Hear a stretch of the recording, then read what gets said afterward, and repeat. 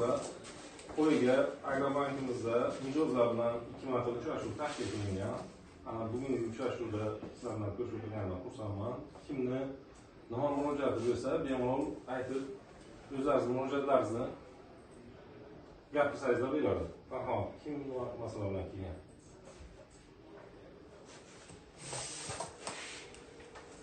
Siz nima masala bilan kelgansiz? Kredit. O'zi tanishtirasizmi? To'g'ri, Ulug'bek, Bo'g'tirkon mahalla o'rganishdi. Bo'g'tirkon mahallasidan o'rganishdi. Qanaqa muhitda o'qiysiz? 352 qaror bo'yicha 100 million so'mgacha ajratiladigan. Shu foizlar haqida ma'lumot olishadi.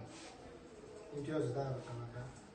Hozir 312 qaror bo'yicha bizga 70 oygacha kirib beramiz. 70 oygacha bu degani 6 yil qaror. Foizi erkak kishi bo'lsa agar 22%, ayol kishi bo'lsa 20%. O'sh. Imtiyozli davri 2 yil. 2 yil imtiyozli davri bor.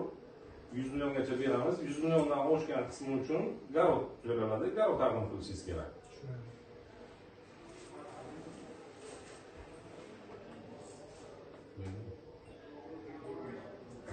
Boshqa yana kimning masalasi bor? Farhod, gapiringlar.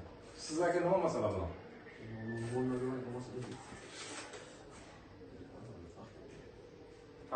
Paxta kreditdan pul chiqarishimiz kerak, shundaymi? Rahmat.